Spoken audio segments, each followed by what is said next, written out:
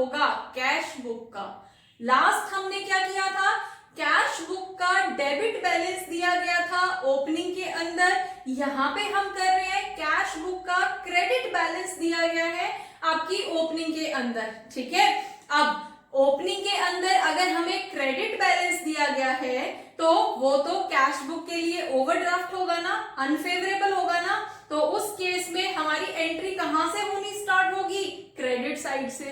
ठीक है, तो और कैश बुक के लिए हमारी जो डेबिट बैलेंस होती है वो फेवरेबल होती है, उसको हम प्लस बोलते हैं, और दूसरी तरफ क्रेडिट बैलेंस जो होता है उसको हम अनफेवरेबल बोलते हैं और माइनस साइन से डिनोट करते हैं। ठीक है, तो स्टार्ट करते हैं क्वेश्चन। मेरे पास क्वेश्चन नंबर 19 दिया गया है unfavourable balance of cash book के अंदर। आपकी बुक के अंदर भी होगा, हो सकता है आगे पीछे हो, तो अगर आपकी बुक में है वेरी गुड, अदरवाइज आप ये क्वेश्चन स्क्रीन पे फ्लैश हो रहा है, आप वहां से एक बार इसको नोट कर सकते हैं। So without wasting time, let's start the question.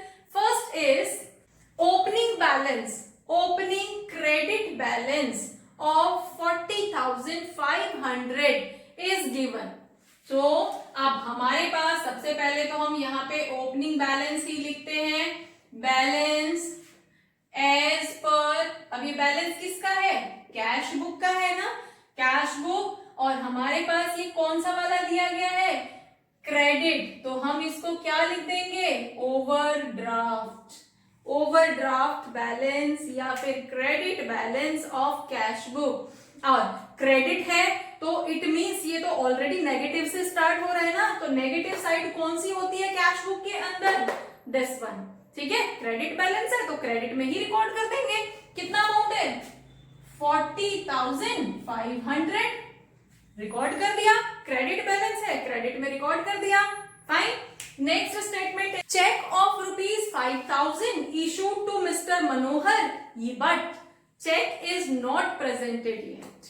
अब मिस्टर मनोहर को 5,000 रुपीज का चेक इशू किया था, ठीक है, लेकिन मिस्टर मनोहर ने अभी तक वो बैंक में डिपॉजिट ही नहीं किया। अब मैंने तो जिस दिन उसको इशू किया था उसी दिन अपने कैश बुक के अंदर पेमेंट रिकॉर्ड कर दी थी, लेकिन अकाउंट से पैसे तो कटे ही नहीं है, तो हमारे लिए क्या रहेगा, ये फेवरेबल है ना, फेवरेबल हुआ। और फेवरेबल साइड कौन सी होती है कैश बुक के अंदर, डेबिट, तो डेबिट में रिकॉर्ड कर देंगे। तो हमारे पास यहाँ पे कंडीशन क्या हो जाएगी, check issued but not presented. कितने का चेक था, 5,000 रुपीज का था, हम यहाँ पे रिकॉर्ड कर देंगे। Clear. Next is post dated cheque of ₹900 recorded in the debit side of cash book but still not cleared और not presented to the bank. It means debit की साइड रिकॉर्ड कर देने का मतलब है हमने उसको कैश बुक के अंदर अपनी इनकम शो कर दिया है। डेबिट कैश बुक के लिए फेवरेबल होता है, हम डेबिट की बात कर रहे हैं, ठीक है, तो डेबिट तो फेवरेबल होता है और उसको हमने कैश बुक के अंदर डेबिट कर दिया।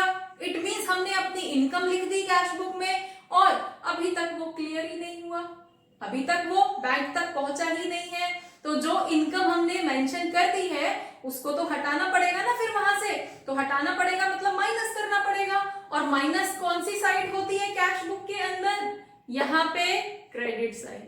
ठीक है, तो कैश बुक के लिए माइनस का मतलब है क्रेडिट साइड, तो क्रेडिट में रिकॉर्ड करेंगे और हमारे पास यहाँ पे एंट्री क्या हो जाएगी, चेक डेबिटेड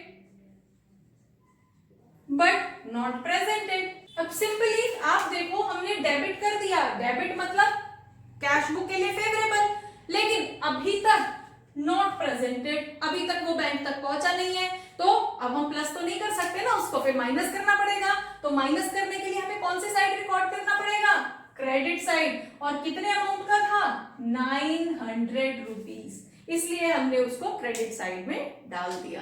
ठीक है, next entry is cheque totaling 10,200 deposited but not cleared।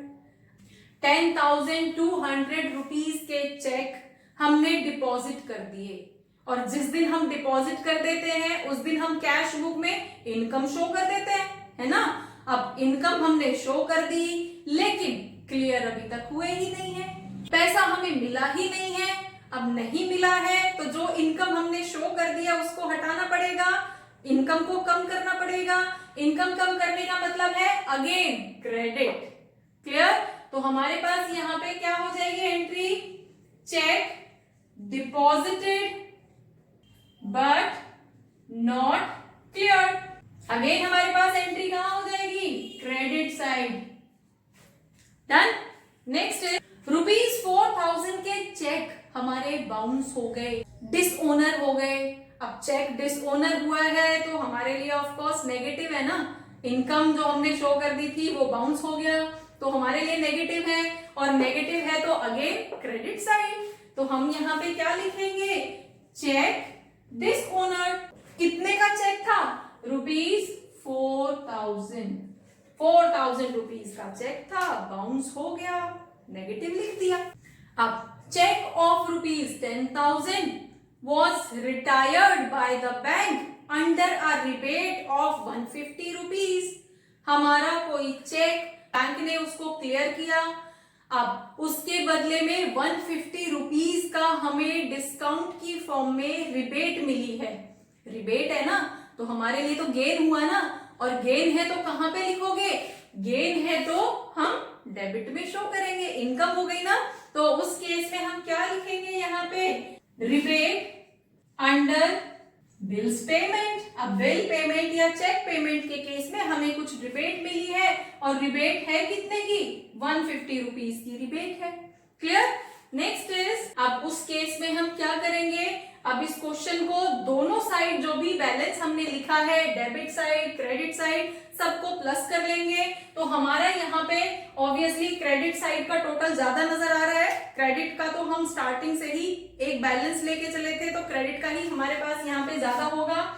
हमारी टोटल करके यहाँ पे अमाउंट कितना आएगा, दैट वुड बी 55,600। जब हम इसको टोटल करेंगे तो हमारे पास जो अमाउंट आएगा दैट वुड बी 55,600। अब इस साइड का भी टोटल कर लेते हैं, डेबिट साइड का टोटल इज 5,150। तो इसको जब इसमें से माइनस करेंगे तो हम जो ज्यादा टोटल है उस ज्यादा अमाउंट को दोनों साइड में लिख देंगे, और यहाँ पे हमारे पास बैलेंस आएगा 55,600 में से हम 5,150 माइनस करेंगे तो हमारे पास अमाउंट बचेगा 50,450 रुपीज। और ये क्या होगा, बैलेंस हम लेके, हमने स्टार्टिंग कहां से की थी, कैश बुक की स्टार्टिंग थी ना, कैश बुक का क्रेडिट बैलेंस स्टार्ट था। तो अब एंड क्या होगा, कैश बुक की जगह किसका बैलेंस बचेगा, अब balance as per passbook. Cash book से स्टार्टिंग की थी ना, तो एंड अब किस पे होगा, पासबुक पे। बैलेंस स्टार्टिंग क्या था हमारा, क्रेडिट बैलेंस था ओपनिंग, तो क्लोजिंग क्या होगा, डेबिट बैलेंस, अपोजिट होगा।